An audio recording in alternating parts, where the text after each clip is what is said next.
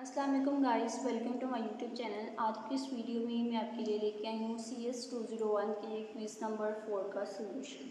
इस वीडियो में मैं आपको 2 सोल्यूशन जो है वो प्रोवाइड करूँगी और इसके अलावा जो है वो मैं 1-2 और वीडियो बनाऊँगी जिसमें मैं मज़ीद सोल्यूशंस जो हैं वो आपको प्रोवाइड करूँगी ताकि आपका क्विज़ जो है वो 100% करेक्ट हो सके। और आप देख सकते हैं कि मेरे पास यहाँ पे 2 सोल्यूशन हैं, ठीक है। तो 2 सोल्यूशंस में आपने नोट करना है कि कितने MCQs जो हैं वो सेम हैं, ठीक है। तो मज़ीद सोल्यूशन जब मैं प्रोवाइड करूँगी तो मुझे पूरी उम्मीद है कि जब आप मेरे 4 से 5 सोल्यूशन, ठीक है, मैं आपको प्रोवाइड करूँगी। 4 से 5 सोल्यूशन जब आप देखेंगे तो आपके 70-80% MCQs जो हैं वो सेम यही आपके क्विज़ में आएंगे, ठीक है। इसलिए ध्यान से देख लेना है आप लोगों ने कि किस MCQs का क्या करेक्ट आंसर है। साथ में मैं आपको रेफरेंस जो है वो भी दिखा दूँगी ताकि आपको पता हो जो वीडियो आप सीन कर रहे हैं उसके आंसर्स 100% करेक्ट हैं। हम स्टार्ट करते हैं क्विज़ को। सबसे पहले हमारे पास फर्स्ट MCQs जो है वो क्या है कि templates provides way of abstracting dash information, ठीक है। तो जो टेम्पलेट होते हैं वो हमें वे प्रोवाइड करते हैं इंफॉर्मेशन को एब्स्ट्रैक्ट करने का, यानी कि उसको छुपाने का वे जो है वो प्रोवाइड करते हैं। यहाँ पे जो डैश है, ठीक है, इस डैश में हमने बताना है कि क्या आएगा, method information, data information, access information या फिर टाइप इंफॉर्मेशन, ठीक है। तो टेम्पलेट जो है वो हमें प्रोवाइड करते हैं एब्स्ट्रैक्टिंग, हमें जो प्रोवाइड करती हैं वो होती है टाइप इंफॉर्मेशन, ठीक है। टाइप की जो इंफॉर्मेशन होती है टेम्पलेट्स उसको एब्स्ट्रैक्ट करते हैं। तो हमारे पास जो करेक्ट ऑप्शन होगा वो ऑप्शन नंबर डी होगा। और इसका रेफरेंस जो है वो मैं आपको यहाँ पे प्रोवाइड करूँगी। ये देखें, templates provides way of abstracting dash information. तो करेक्ट ऑप्शन यहाँ पे क्या है, ए, ठीक है। तो ए हमारे पास कौन सा MCQs है, टाइप। और यहाँ पे हमारे पास MCQs जो था टाइप वो डी है। इट्स मीन कि आपका करेक्ट ऑप्शन कौन सा है, डी वाला। उम्मीद है आपको क्लियर हो गया होगा। नेक्स्ट हमारे पास MCQs नंबर 2 है। क्या है कि class is a user defined, ठीक है। तो क्लास यूज़र डिफाइंड क्या होती है, डेटा टाइप होती है, वैल्यू होती है, none of the given option या फिर मेमोरी रेफरेंस। तो इसमें से जो करेक्ट ऑप्शन है हमारे पास, क्लास जो है वो एक यूज़र डिफाइंड डेटा टाइप होती है, ठीक है। तो ऑप्शन नंबर ए जो है वो आपके पास करेक्ट ऑप्शन है। इसका भी रेफरेंस हम देख लेते हैं। ये देखिए, अ class is a user defined data type, ठीक है। क्लास क्या होती है, वो एक यूज़र डिफाइंड डाटा टाइप होती है जिसको हम अपने प्रोग्राम में यूज़ करते हैं। इट्स मीन कि ऑप्शन नंबर ए जो था वो आपके पास करेक्ट ऑप्शन था।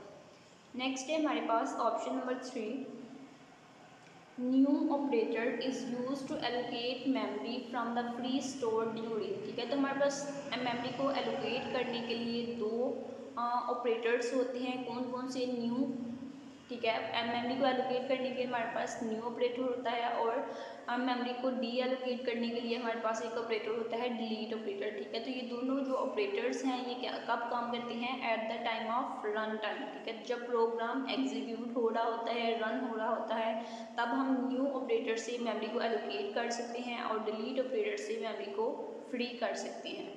तो यहाँ पे हमें न्यू का पूछा गया है, तो इट्स मीन के न्यू ऑपरेटर जो है वो मेमोरी एलोकेट करता है at the time of run time, जब प्रोग्राम रन हो रहा होता है। इट्स मीन के ऑप्शन नंबर ए जो है वो आपके पास करेक्ट ऑप्शन है। इसका भी रेफरेंस हम देख लेते हैं यहाँ पे। ये देखिए, न्यू ऑपरेटर क्या करते हैं, डायनामिकली मेमोरी को एलोकेट करता है। कब करता है, at the time of program execute, जब प्रोग्राम एग्जीक्यूट हो रहा होता है, जब प्रोग्राम रन हो रहा होता है, तब न्यू ऑपरेटर जो है वो मेमोरी एलोकेट करता है। ऑप्शन नंबर ए जो था वो आपके पास करेक्ट ऑप्शन है, रन टाइम। मज़ीद सोल्यूशंस के लिए आपने चैनल को सब्सक्राइब करना है और चैनल के साथ अटैच हो जाना है ताकि आपको मज़ीद सोल्यूशंस मैं प्रोवाइड करती रहूँ। और आपको CS 201 की 201 एंड 201 की प्रैक्टिकल वाले स्टूडेंट्स जो हैं उन दोनों को, ठीक है, इनका सब्जेक्ट हैंडआउट्स जो हैं वो सेम है इन दोनों को, ठीक है।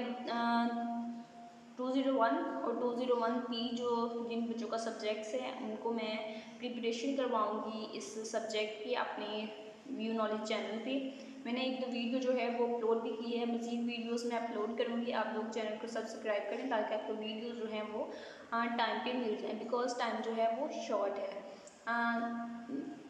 नेक्स्ट हमारे पास एमसीक्यूज नंबर 4 क्या है कि which of the following is not a possible state for a pointer.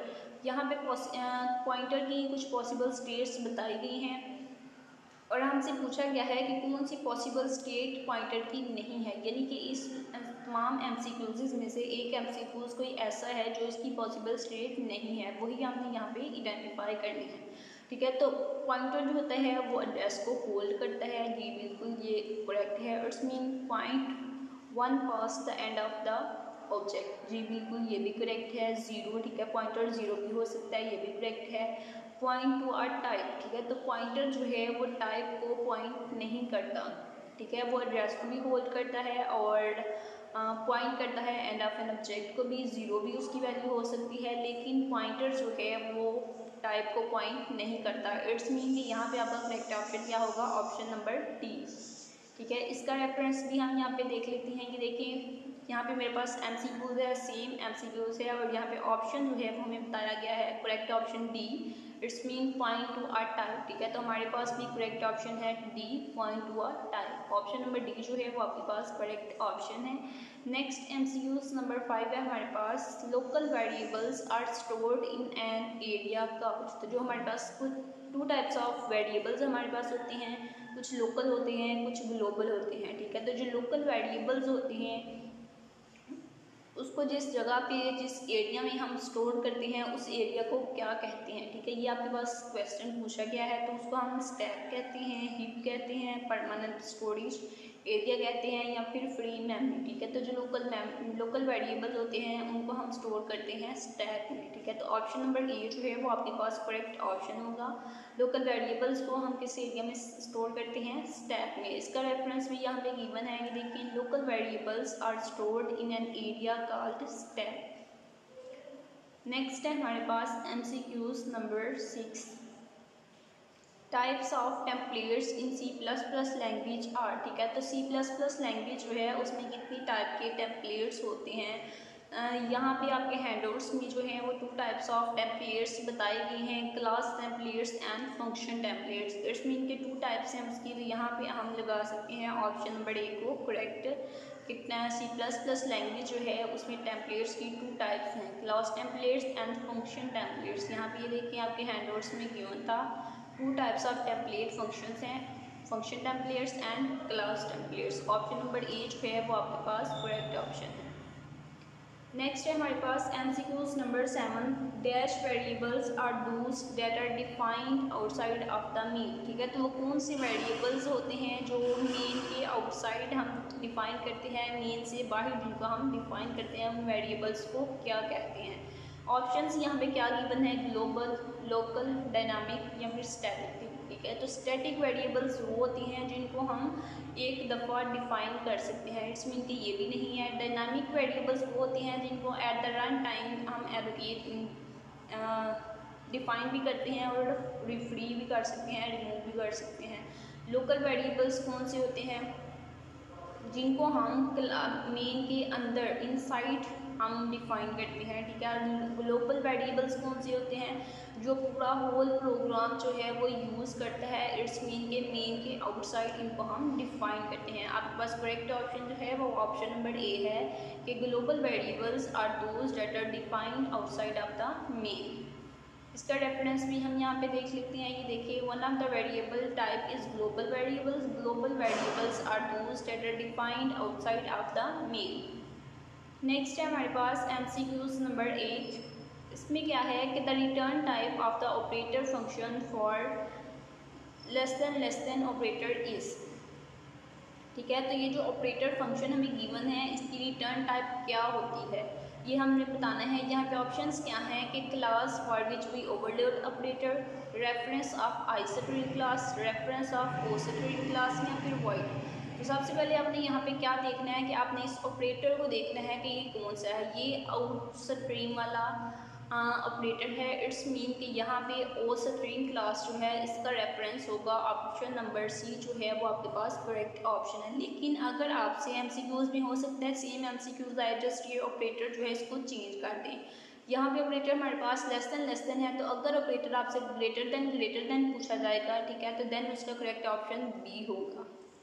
ठीक है, यहाँ पे इसका करेक्ट ऑप्शन जो है वो सी है। इसका रेफरेंस भी मैं आपको दिखा सकती हूँ, ये देख सकते हैं आप, ये देखिए वो वाला ऑपरेटर, ठीक है। और इसकी रिटर्न टाइप जो है वो क्या है, ostream, reference of ostream. Next है हमारे पास MCQs नंबर 10। इसमें क्या है कि the first parameter of the operator function for, ठीक है। अगेन उसी ऑपरेटर से रिलेटेड हमें MCQs पूछा गया है कि ये जो ऑपरेटर लेस देन होता है या फिर आउटपुट का जो ऑपरेटर होता है उसका फर्स्ट पैरामीटर क्या होता है, ठीक है। तो उसका फर्स्ट पैरामीटर जो है वो होता है must be pass by reference. First parameter जो होता है वो हम पास करते हैं बाय रेफरेंस। यहाँ से भी आप देख सकते हैं, ये देखिए यही ऑपरेटर है वो वाला, ठीक है। और इसका फर्स्ट पैरामीटर हमारे पास ये इसके पैरामीटर्स हैं। और फर्स्ट पैरामीटर, दो पैरामीटर है। फर्स्ट पैरामीटर क्या है, रेफरेंस, ठीक है। फर्स्ट पैरामीटर को हम ऑलवेज मस्ट बी डिफाइन करेंगे किससे, रेफरेंस से। ये ऑपरेटर जो है ये रेफरेंस को आइडेंटिफाई कर रहा है, रेफरेंस को एक्सप्लेन कर रहा है, ठीक है। तो रेफरेंस के लिए ऑपरेटर एम्परसेंड हम यूज़ करते हैं। इट्स मीन के फर्स्ट पैरामीटर जो है वो ऑलवेज होगा must be passed by reference. इसका भी यहाँ पे ये देखें correct option must be passed by reference, option number B जो है यहाँ पे हमारे पास करेक्ट है। ये हमारा फर्स्ट क्विज जो है वो कंप्लीट हो गया है। नेक्स्ट सेकंड क्विज जो है वो हम स्टार्ट करने लगे हैं। तो आपने नोट करना है कि कितने क्विजेस जो हैं, कितने MCQs जो हैं वो दोनों में सेम हैं। स्टार्ट करते हैं हम सेकंड क्विज का फर्स्ट MCQs जो कि है which one of the following is not a possible state of a pointer, ठीक है। तो आप देख सकते हैं ये MCQs जो था ये हमें जो फर्स्ट क्विज किया है उसमें भी ये MCQs पूछा गया था, ठीक है। तो इसका करेक्ट ऑप्शन हमने क्या लगाया था, ऑप्शन नंबर सी जो है पॉइंट टू आर टाइप, ठीक है। ये हमारे पास करेक्ट ऑप्शन था। इसका रेफरेंस जो है वो मैं पीछे आपको दिखा चुकी हूँ, अगेन मैं आपको नहीं दिखाऊंगी क्योंकि वीडियो जो है वो ज़्यादा लेंथी हो जाएगी। नेक्स्ट है हमारे पास MCQs नंबर 2। MCQs नंबर 2 में क्या है कि what does the following statement mean, ठीक है। यहाँ पे एक स्टेटमेंट जो है वो गिवन है, तो उसका मतलब जो है वो पूछा गया है C++ में। स्टेटमेंट क्या है, इंट स्टैटिक FP इंटू कैर स्टैटिक, ठीक है। तो इसका मतलब क्या है, इसका मतलब ये है कि pointer to function taking char static argument and return and int, यानी कि फंक्शन जो है पॉइंटर टू फंक्शन, ठीक है। पॉइंटर F किसको, फंक्शन को रिप्रेजेंट कर रहा है, P फंक्शन को, और स्टैटिक जो है वो पॉइंटर को, ठीक है। तो इट्स मीन क्या है कि पॉइंटर टू फंक्शन टेक कर रहा है आर्ग्यूमेंट कैर को, ठीक है। और रिटर्न क्या कर रहा है, उसकी टाइप क्या है, वो इंट है। इट्स मीन कि ऑप्शन नंबर डी जो है वो आपके पास करेक्ट ऑप्शन है। और एक और क्विज में मुझसे ये MCQs जो है वो पूछा गया था, रिपीटेड MCQs है, तमाम लोग जो हैं वो इसको अच्छे से देख लें। इस पर इसका जो करेक्ट आंसर है वो यहाँ से मैं आपको दिखा सकती हूँ। ये देखिए हमारे पास क्या था कि pointer to function taking a char static argument and returns an int, ठीक है। ऑप्शन नंबर सी जो है वो हमारे पास करेक्ट ऑप्शन है। और यहाँ पे जो हमें ऑप्शन गिवन है वो है ऑप्शन नंबर डी। नेक्स्ट हमारे पास MCQs नंबर 3 है कि dash variables are those that are defined outside of the mean. Again ये रिपीटेड MCQs है। फर्स्ट टाइम क्विज में हमसे ये क्वेश्चन पूछा गया था, अगेन पूछा गया है क्विज नंबर 2 में। तो वहाँ पे इसका आंसर हमने क्या लगाया था, उम्मीद है कि आपको याद होगा कि हमने ग्लोबल जो है वो इसका आंसर लगाया था। ग्लोबल वेरिएबल्स जो होते हैं उनको हम डिफाइन करते हैं आउटसाइड ऑफ द मीन। इसका भी रेफरेंस मैं आपको अगेन नहीं दिखाऊंगी। नेक्स्ट है हमारे पास when an object of a class is defined inside an other class then, ठीक है। जब हम एक किसी ऑब्जेक्ट ऑफ अ क्लास को किसी दूसरी क्लास के अंदर, ठीक है, जब हम किसी क्लास के ऑब्जेक्ट को किसी दूसरी क्लास के अंदर डिफाइन करते हैं देन क्या होता है, यहाँ पे कुछ कंडीशंस बताई गई हैं। Constructor and destructor will be called simultaneously. None of the given option. Constructor of inner object will be called first. Constructor of enclosing class will be called first, ठीक है।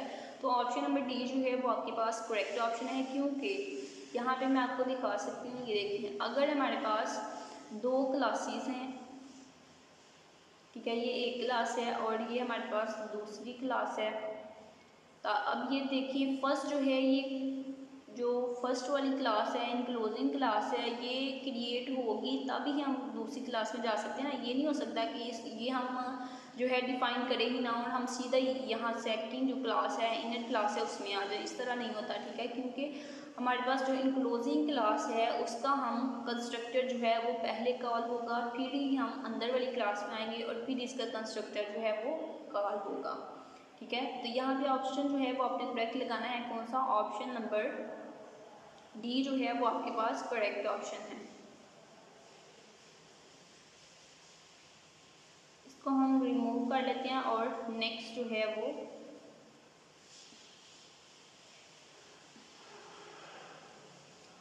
ठीक है, इसको रिमूव करना है। नेक्स्ट हमारे पास एमसीक्यूज क्या है, इसका रेफरेंस ये हमारे पास OSCE 3। आई थिंक ये एमसीक्यूज जो है ये सेव नहीं हुआ, मैं आपको दिखा देती हूँ यहाँ पे, लेकिन उसका रेफरेंस जो है वो मेरे से सेव हो गया है। तो यहाँ पे एमसीक्यूज जो था वो आपसे क्या पूछा गया था कि ostream is a dash operator, ठीक है। तो यहाँ पे ऑप्शंस 4 आपको इस तरह से ऑप्शंस गिवन थे और ये एमसीक्यूज जो है ये भी मुझसे 2 क्विज़ेस में पूछा गया है, ठीक है। रिपीटेड एमसीक्यूज है कि ostream is a dash operator. Ostream कौन सा ऑपरेटर होता है? Stand alone. Option number C जो है वो आपके पास करेक्ट है कि ostream is a stand alone operator. Next हमारे पास एमसीक्यूज नंबर 7 है, क्विज नंबर 2 का। What is the role of a constructor in classes? Classes में कंस्ट्रक्टर का क्या रोल होता है, ठीक है। तो यहाँ पे ऑप्शंस जो हैं, करेक्ट ऑप्शन मैंने ये यहाँ पे लगाया हुआ है। ये जो कंस्ट्रक्टर है वो क्लासेस में इसका रोल ये होता है कि वो डाटा मेंबर्स को इनिशिएट करता है, ठीक है। किसी भी ऑब्जेक्ट के डाटा मेंबर को इनिशिएट करते हैं जब ऑब्जेक्ट क्रिएट होता है, ठीक है। तो इसका रेफरेंस जो है वो भी मैं आपको यहाँ पे दिखा सकती हूँ। ये देखिए, what is the role of a constructor in classes. तो एक्सप्लेनेशन क्या है कि कंस्ट्रक्टर जो है वो इनिशियलाइज करता है data members of a class, ठीक है। क्लास के जो डाटा मेंबर्स होते हैं उनको इनिशियलाइज करता है, यानी कि ऑप्शन नंबर डी जो है वो आपके पास करेक्ट ऑप्शन है। नेक्स्ट है आपके पास एमसीक्यूज नंबर 8। इसमें क्या है कि we can not define friends for the dash that are already return and not in our control. तो इसका करेक्ट ऑप्शन जो है वो फंक्शंस हैं, यानी कि हमारे पास जो फंक्शंस फ्रेंड फंक्शंस होते हैं, जो फंक्शंस होते हैं उनको हम फ्रेंड्स डिफाइन नहीं कर सकते क्योंकि वो ऑलरेडी रिटर्न होते हैं और हमारे कंट्रोल में नहीं होते। फंक्शंस को हम फ्रेंड्स डिक्लेयर नहीं कर सकते।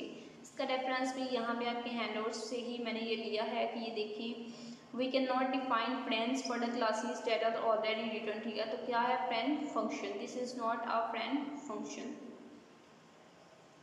नेक्स्ट है आपके पास MCQs number 9। A template function must have, ठीक है। जो टेम्पलेट फंक्शन होता है उसमें कितनी आर्ग्यूमेंट्स होती हैं? यहाँ पे करेक्ट ऑप्शन हमने बताना है कि ओनली 1 आर्ग्यूमेंट होता है, 1 और मोर देन 1 आर्ग्यूमेंट्स हो सकते हैं, 0 आर्ग्यूमेंट हो सकता है, या फिर इसमें से कोई भी ऑप्शन नहीं है, ठीक है। तो जो करेक्ट ऑप्शन है वो ये है कि टेम्पलेट फंक्शन मस्ट हैव 1 और more than 1 arguments. Template function का एक आर्ग्यूमेंट भी हो सकता है और एक से ज़्यादा आर्ग्यूमेंट्स भी हो सकते हैं। ऑप्शन नंबर बी जो है वो आपके पास करेक्ट ऑप्शन है। इसका रेफरेंस भी यहाँ पे हम देख सकते हैं, टेम्पलेट फंक्शन मस्ट हैव 1 और more than 1 argument. Option number A जो है वो हमारे पास करेक्ट ऑप्शन है। नेक्स्ट है हमारे पास last one MCQs. O stream class is dash and not under our control, ठीक है। तो ओ स्ट्रीम जो क्लास है वो डैश है एंड हमारे कंट्रोल में नहीं है। तो यहाँ पर करेक्ट ऑप्शन कौन सा है? बिल्ट इन, ठीक है। ओ स्ट्रीम क्लास जो है वो बिल्ट इन है और अंडर आवर कंट्रोल नहीं है। इसका रेफरेंस भी यहाँ पे गिवन है, ये देखिए, ओ stream class is built in and not under our control, ठीक है। तो ये हमारे 2 क्विजेज़ का सोल्यूशन हो गया है। नेक्स्ट वीडियो में मैं मज़ीद 2 क्विजेज़ का सोल्यूशन जो है वो लेके आऊँगी। सेकंड वीडियो का इंतज़ार करिएगा। दोनों वीडियोस को देख के देन आप अपना क्विज़ जो है वो सॉल्व करें ताकि ज़्यादा से ज़्यादा एमसीक्यूज जो हैं वो आपके सेम हो जाएं और आपके मार्क्स जो है वो अच्छे आ जाएं। फाइनल टर्म के लिए तैयारी करें और रिज़ल्ट जो है वो 1-2 दिन में आ जाएगा। रिज़ल्ट की बिल्कुल भी टेंशन नहीं है। रिज़ल्ट में मिड टर्म का जो रिज़ल्ट है उसमें 5 स्टूडेंट्स पास होते हैं, फाइनल टर्म की ज़्यादा तैयारी करें और अच्छे से तैयारी करें, क्योंकि 65% जो है वो आपका फाइनल टर्म का पेपर होगा। ठीक है, तो 50% आपको टोटल चाहिए पूरे सेमेस्टर में पास होने के लिए। किसी भी सब्जेक्ट को पास होने के लिए आपको 50% मार्क्स जो हैं वो चाहिए। मज़ीद सॉल्यूशंस के लिए आपने चैनल को सब्सक्राइब करना है और चैनल के साथ अटैच हो जाना है, ताकि आपको मज़ीद सॉल्यूशंस मैं प्रोवाइड करती हूँ।